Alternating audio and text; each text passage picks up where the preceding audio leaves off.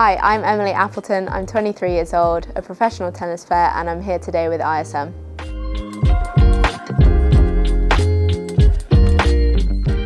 Yeah, I won my first W25 singles title, which is the biggest title I've ever won in my career so far. So yeah, just really happy that I was able to prove that I've got a good level at the moment and just excited to keep playing.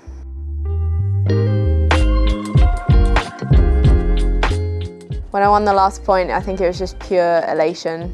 My opponent had really made me work for the last game and I was getting a bit nervous, so to win the last point I was just really happy.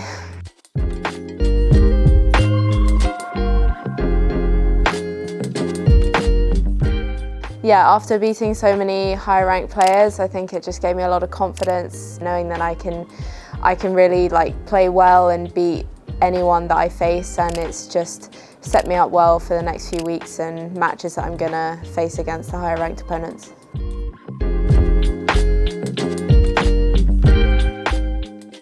I started tennis when I was 3.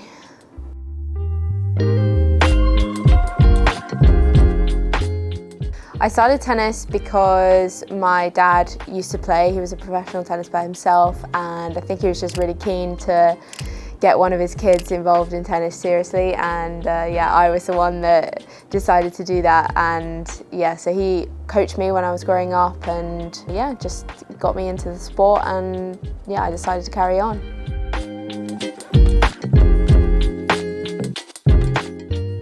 I definitely can't remember playing at 3, although I've seen a few pictures, so I do know it's true.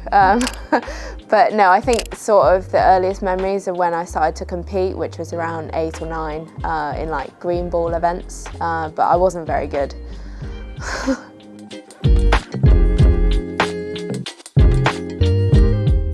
So most of the time I'm competing and travelling abroad, and when I'm competing there's quite a lot of dead time. Either I'm warming up for a match and then playing the match, but after that there's a lot of time to relax and recover and get ready for the next day. But sometimes I'll have 2 matches in a day, which makes it a bit busier. But when I'm having a training week, I tend to train once or twice a day on court and then go in the gym as well. So it's pretty busy when I'm at home.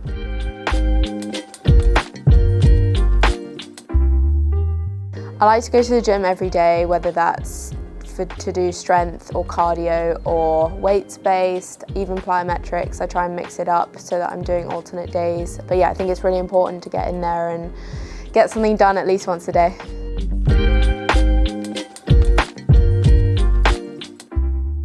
Pre-match meals, I'm not too fussy. I don't like to eat too much because I don't really want to be full when I'm on court, but after a match I always have a protein shake if I can't have a full meal straight away. But I am a little bit superstitious, and if I find something that's working and that's making me win, then I'll carry on eating it for most of the week.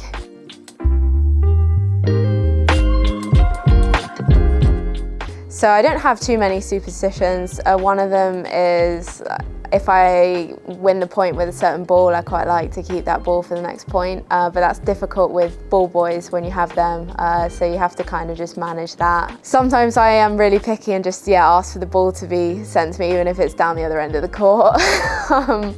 But yeah, other than that I don't really have anything other than maybe eating the same thing for dinner every single night for a week.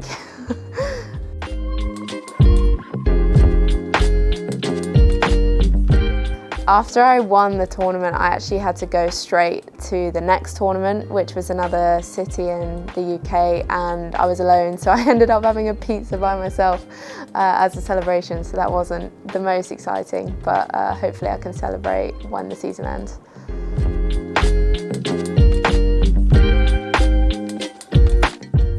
What I love most about tennis is winning. There's nothing that can beat the pure joy and feeling of just winning a match or a title or a tournament. So yeah, I would say that. But also getting to travel to lots of different places, meet new people. Yeah, there's a lot of perks to the sport.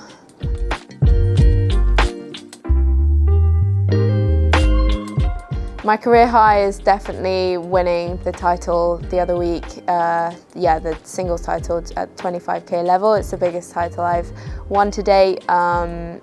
But also reaching the top 200 in doubles is definitely a career high, and going a little bit further back, playing all the Grand Slams as a junior was an amazing experience for me.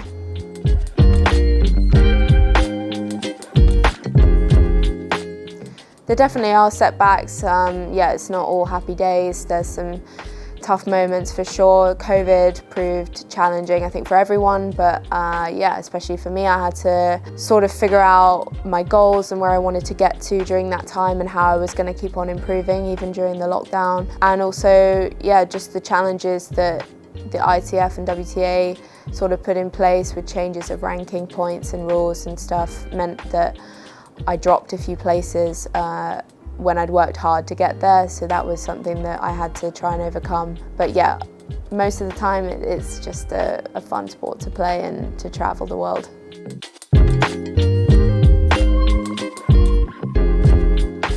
I'm always driven to continue because I know that I haven't fulfilled where I want to get to yet, so I always know that I've got more potential to reach, and so I'm just motivated each day and each week to kind of work towards that.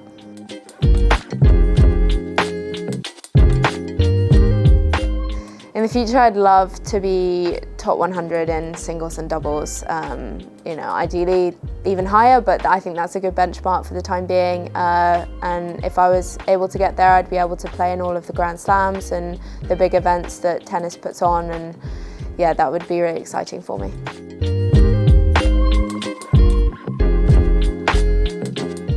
When I'm not on the court, I am studying a little bit at the moment, so I'm doing an online degree in business and enterprise in sport, so that takes up a fair bit of my time. But I also like to catch up with friends because I don't get a lot of time to do that when I'm home or when I'm away. And yeah, I also quite like to cook.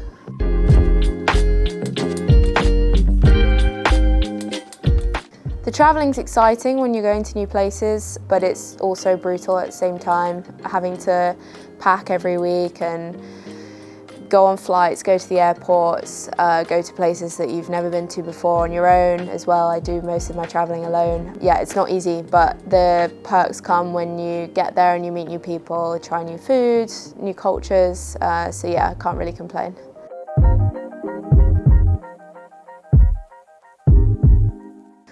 I think there's a lot of advice you can give to people starting out tennis who are young, but I think the most important thing I'd say is just appreciate how long the journey is and don't get down on yourself if it's not working out at one point in time when you're young, because there's so much time. And I think it's so cliche, but the most important thing is to just enjoy it, because there's no point doing something that you don't enjoy.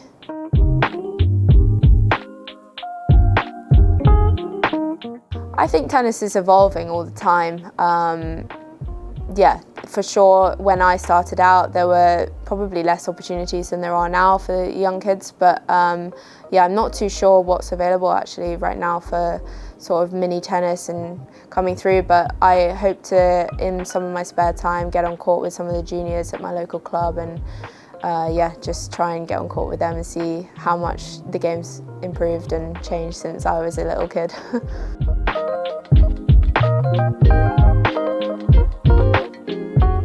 I chose to work with ISM because firstly Adam Smith put me in contact with ISM, who works in Sky, and he was one of my Sky mentors when I used to be sponsored by Sky.